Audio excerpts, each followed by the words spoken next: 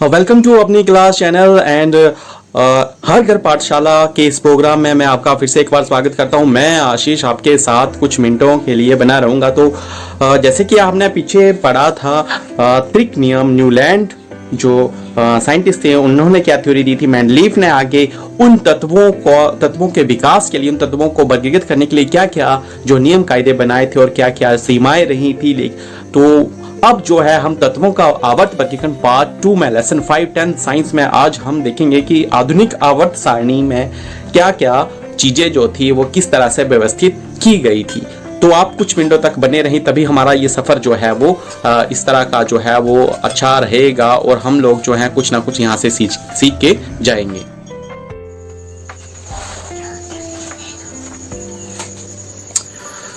Start करते हैं आधुनिक आवर्त सारणी। आप देख सकते हैं कि इसमें जो है वो अव्यवस्थित से व्यवस्थित करना किस तरह से जो है वो व्यवस्थित हुआ। तो मेंडलीफ की आवर्त सारणी में परिवर्तन किया गया अथवा परमाणु संख्या को आधुनिक आवर्त सारणी के आधार के रूप में जो है वो स्वीकार किया गया। तत्वों के गुणधर्म उनकी परमाणु संख्या का आवर्त फलन होते हैं। इसका मतलब यह हुआ कि जितने भी एलिमेंट से जितने भी तत्व थे वो परमाणु संख्या के आरोही क्रम, आरोही क्रम, आप आरोही क्रम से लगा सकते हैं, बढ़ते हुए क्रम में जो था वो व्यवस्थित किए गए। जो वर्गीकरण जो प्राप्त हुआ उसे जो है वो आधुनिक आवर्त सारणी कहा गया। उसे ही आधुनिक आवर्त सारणी जो आज हम स्टडी करते हैं वो इसी का जो है वो रूप है। यहां से मैं आपको थोड़ा सा और समझा दूं कि जो आधुनिक आवर्त सारणी थी वो वेट के यानी कि आपके परमाणु संख्या के आरोही क्रम में, यानी कि आप यहाँ पे देख सकते हैं ये जो है आधुनिक आवर्त सारणी का एक प्रारूप या फिर चित्र आप जो है वो देख सकते हैं। इस तरह से जो है एलिमेंट्स को जो है डिस्ट्रीब्यूट किया गया एक व्यवस्थित रूप से आप आरोही क्रम में, यानी कि 1 2 3 4 5 6 करके इस तरह से 118 तत्वों को जो है वो अरेंज किया गया और एक आधुनिक आवर्त सारणी का जो है एक रूप जो था वो ले लिया इसने। तो आगे बढ़ते हैं हम। मेंडलीफ की आवर्त सारणी के दोष आधुनिक आवर्त सारणी द्वारा दूर हो गए। जो एक आधुनिक आवर्त सारणी जो थी आप देख सकते हैं यहाँ पे, तो जो था वो सारे के सारे जो थे वो दूर कर दिए गए। सबसे पहला था समस्थानिकों की स्थिति स्पष्ट की गई। समस्थानिक यानी कि समान परमाणु संख्या वाले तत्व एक स्थान पर समूह में जो था वो रखा गया। दूसरा था कोबाल्ट। कोबाल्ट को पहले जो था पीछे रखा गया था, लेकिन अब जो था कोबाल्ट उसकी परमाणु संख्या जो कि 27 थी, अब जो था वो निकल यानी कि परमाणु संख्या 28 से जो था वो पहले आ रहा था। तो इसको भी इस विसंगति को भी जो था वो दूर किया गया। तीसरा था परमाणु स्लैब पूर्ण संख्या होते हैं, अतः हाइड्रोजन और हीलियम के बीच में अब कोई भी गैप जो था वो नहीं था, कोई भी तत्व जो था वो नहीं था। तो ये सारी चीजें जो थी वो सारी की सारी जो थी इन विसंगतियों में इस आधुनिक आवर्त सारणी में जो है वो इनको पूरा किया गया। इन कमियों को, सारी की सारी कमियों को पूरा किया गया। अब हम देख लेते हैं तत्वों के वर्गीकरण में परमाणु संख्या। परमाणु संख्या के बारे में क्या कहा। परमाणु संख्या को जेड से निरूपित किया गया। ओके, यहाँ पे हम देख सकते हैं अक्षर अंग्रेजी अक्षर जेड के रूप में परमाणु संख्या को निरूपित किया गया। यानी कि अगर हाइड्रोजन का जो है आपका 1 होता है तो जेड इज इक्वल टू हम 1 लिख सकते थे। दूसरा, परमाणु संख्या अणु के केंद्र में पाए जाने वाले प्रोटोनों की संख्या के बराबर थी। यानी कि जितना जो था वो परमाणु संख्या थी, मान लो हाइड्रोजन का एटॉमिक नंबर जो है वो 1 है, तो हाइड्रोजन में परमाणु संख्या प्रोटोनों की संख्या भी कितनी होगी 1, और 1 ही है जो उसका एटॉमिक नंबर था। तो इससे भी जो है वो बराबर जो था वो हमें पता चल पाया। आधुनिक आवर्त सारणी में देखिए 18 उधर स्तंभ हैं। 18 यानी कि स्तंभ है जिन्हें समूह कहा जाता है, तथा 7 क्षैतिज पंक्तियां हैं जिन्हें आवर्त कहा गया। अब यहाँ पे एक बात समझने वाली है। आधुनिक आवर्त सारणी में 18 उधर मीन्स आप 90 डिग्री का ऐसे मान सकते हो। ये जो थे वो 18 लाइनें थी। इस तरह की जो थी वो 18 लाइनें थी। मैं बताऊंगा आपको जिन्हें क्या बोला गया। उन्हें बोला गया समूह। समूह यानी कि अगर इंग्लिश में हम बात करें तो थोड़ा सा, तो उन्हें हम ग्रुप भी कह सकते हैं। तो ग्रुप जो थे वो 18 थे। और जो क्षैतिज की अगर हम बात करें तो ऐसे लंबे हॉरिजेंटल, जिसको हम कह सकते हैं समांतर रेखाएं जो होंगी हमारी यूं करके, थोड़ी टेढ़ी लग रही है, तो ये जो थी वो 7 थी क्षैतिज में। तो इन्हें क्या बोला गया, इन्हें कहा गया आवर्त, ओके, या फिर इंग्लिश में हम बात करें तो इन्हें बोला गया पीरियड, 7 पीरियड। यहां से मैं आपको एक चीज और याद करवाना चाहता हूं कि आप कई बार जो है भूल जाते हैं। आप देख सकते हैं आवर्त सारणी आपके सामने आ चुकी है, तो आप भूल जाते हैं कि कितने उल्टा सीधा लिख देते। तो आप याद रखेंगे कि हमारे स्कूल में या हमारी क्लास में हमारी क्लास के जो ग्रुप है उसमें 18 जो है वो स्टूडेंट्स हैं। ओके, 18 स्टूडेंट्स हैं, तो वो 18 क्या हुए, समूह हुए। और हमारे क्लास में हमारे जो पूरे पीरियड जो लगते हैं वो टोटली लगते हैं 7। तो यहाँ से आप वो चीज़ जो है वो हमेशा याद रख सकते हैं कि हमारी क्लास में स्टूडेंट कितने स्टूडेंट का समूह है या फिर समूह या ग्रुप है 18, और कितने जो पीरियड लगते हैं पूरे टोटली, वैसे तो 9 लगते हैं, लेकिन यहाँ पे हम याद रखने के लिए रखेंगे 7 या फिर 7 टोटल दिन रख लो आप। टोटल 7 दिन होते हैं और महीने जो आगे आपके महीना 18 दिनों का एक समूह है। इस तरह से भी आप लोग याद रख सकते हैं। ये चीजें अक्सर स्टूडेंट जो है भूल जाते हैं।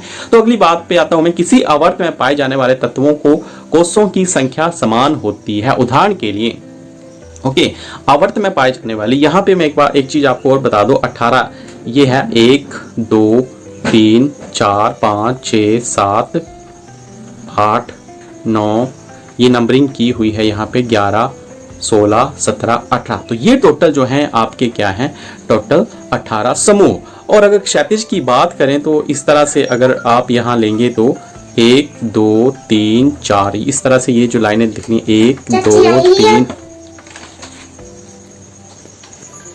यहाँ से अगर आप काउंटिंग करें तो ये देखिए यहाँ पूरी के पूरी काउंटिंग करेंगे तो टोटल जो है आपके इस तरह से लाइनें जो हैं वो 7 बनती हैं। तो ये क्षैतिज आ गया। तो इस तरह से भी यहाँ पे आप याद रख सकते हैं। और तीसरी बात आती है आपकी आवर्त में पाए जाने वाले सभी तत्वों में कोषों की संख्या समान होती है। कोष आप ले लें, यहाँ पे लिथियम है, ये लिथियम है दूसरे नंबर पे, ये बेरिलियम, अगला जो है वो बेरिलियम है, अगला बेरिलियम है, उससे अगला जो है आपका बोरोन है, 6 पे कार्बन है और 7 पे नाइट्रोजन है, 8 पे, इस तरह के जो है बोला कोषों की संख्या जो है वो समान होती। कोषों को डिटेल में हम आगे देखेंगे, आगे जानेंगे कि क्या कोष क्या कह रहे हैं, कैसे हैं। तो अब हम बात करेंगे यहाँ पे एक समूह में सभी तत्वों में संयोजी इलेक्ट्रॉनों की संख्या समान होती है। यहाँ पे एक चीज और ध्यान देने वाली है, संयोजी। तो ये संयोजी क्या होता है, संयोजी इलेक्ट्रॉनों की संख्या समान होती है। उदाहरण के लिए आपको एक समूह दिया गया, आप समझते हैं आपकी क्लास में 18 बच्चों का, 18 स्टूडेंट का जो है वो समूह है, तो 18 आपके समूह हुए या फिर आपके ग्रुप्स हुए। तो यहाँ से आप देख सकते हैं कितने हैं 18 समूह, ये सॉरी 1 2 4 5 6 7 8, यहाँ पे नंबरिंग हुई है, आप स्क्रीन पे देख सकते हैं 18। तो 18 यहाँ पे हम पहला समूह जो है इसका एग्जांपल ले रहे हैं। तो पहला समूह क्या है आपका, हाइड्रोजन, ये हाइड्रोजन है, ये आपका जो है अगला लिथियम है, उसके बाद आपका सोडियम है, उसके बाद आपका पोटेशियम है। तो ये जो है आपका पहला ये समूह, इसका एग्जाम्पल लेके रखा हुआ है। तो जो लास्ट कोर्स में आपके इलेक्ट्रॉन होते हैं वो सेम रहेंगे, यही बात जो है समझा रहा है। लास्ट में आप देख सकते हैं 1 1 1।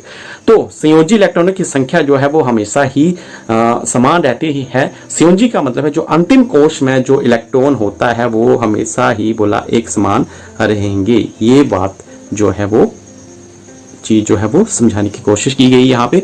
अब दूसरा है सभी तत्वों में संयोजी इलेक्ट्रॉन की संख्या एक समान है। ये पॉइंट हमारा क्लियर है। आप देख सकते हैं कोश जो होते हैं हमारे 4 होते हैं, KLMN 4 कोश होते हैं। तो इनमें जो है बोला कि सभी में कोशों में एक समान संख्या होती है। दूसरा जो है समूह के नीचे पर कोशों की बढ़ती संख्या जो है बढ़ती जाती है। तो अगर आप जैसे यहाँ से यहाँ नीचे की तरफ बढ़ेंगे तो इनकी संख्या नेचुरली बढ़ रही है। 1 है, उसके बाद 3 है, उसके बाद 11 है, उसके बाद 19 है, उसके बाद 37 है। इस तरह से जो है वो बढ़ रहे हैं। दूसरा, किसी विशेष आवर्त में पाए जाने वाले तत्वों की संख्या इस बात पर निर्भर करती है कि किस प्रकार इलेक्ट्रॉन विभिन्न कोशों में भरे जाते हैं। विभिन्न कोशों में भरे जाने वाले इलेक्ट्रॉनों की संख्या के आधार पर आवर्त तत्वों की संख्या जो है हम बता सकते हैं। तो यहाँ से ये बात जो है आपने ध्यान रखनी है कि इलेक्ट्रॉनों की संख्या जो है कोशों में एक समान या फिर संयोजी इलेक्ट्रॉनों की संख्या जो है हमेशा ही एक समान रहती है। इसका आप देख सकते हैं। और अगली हम बात करें तो अब है तत्वों का आवर्त वर्गीकरण। ओके, किसी कोश में इलेक्ट्रॉनों की अधिकतम संख्या 2n² द्वारा निरूपित हम कर सकते हैं, यानी कि हमें एक फार्मूला दे दिया गया है 2n²। इसके आधार पे जो है हम लोग जो है वो पता लगा सकते हैं कि किस कोश में कितने इलेक्ट्रॉन होते हैं। तो वैसे ही पहले मैं बता चुका हूं, आपके 4 कोश हैं, K L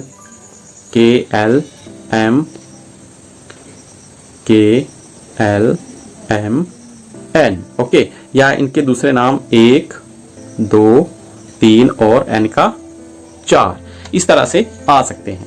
तो उदाहरण के लिए हम लेते हैं यहाँ पे कोश 1, तो यहाँ n की जगह जो है वो आप क्या भर सकते हैं 1।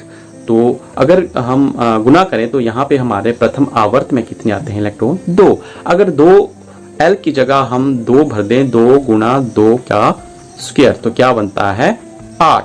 ओके, तो दूसरे कोश में जो है मैक्सिमम इलेक्ट्रॉन जो है वो 8 भरे जाएंगे। इसी तरह अगर हम चौथे का भरें तो L कौन सा कोश है चौथा, तो 2 गुना 4 का स्क्वायर कितना बन गया, ये बन गया आपका 32। ओके, और इसी तरह तीसरे का भी हम निकाल सकते हैं 2 गुना 3 का स्क्वायर 18। ओके, तो ये जो है आपका हम कौन से कोश में कितने भर सकते हैं, ये चीज जो है आप यहां से निकाल सकते हैं कि 1 L2 M3 और L जो होगा वो 4 होगा। तो यहां से हमारी बातें जो है टोटली क्लियर हो चुकी हैं। आगे आवर्त सरणी में तत्वों की स्थिति उनकी रासायनिक क्रियाशीलता को बताती है और संयोजकता इलेक्ट्रॉनों द्वारा तत्व निर्मित आवंत का प्रारूप संख्या निर्धारित होती है। संयोजकता की बात हम पहले भी कर चुके हैं, जिस कोश में लास्ट में कितने इलेक्ट्रॉन रहते हैं वही उस तत्व की संयोजकता होती है। फॉर एग्जांपल हम ले यहाँ पे सोडियम का, अगर सोडियम का एटॉमिक नंबर 11 है, इनको हम इलेक्ट्रॉनिक कॉन्फ़िगरेशन करते हैं तो KLMN, पहले कोश में 2, दूसरे में 4, तीसरे में दूसरे में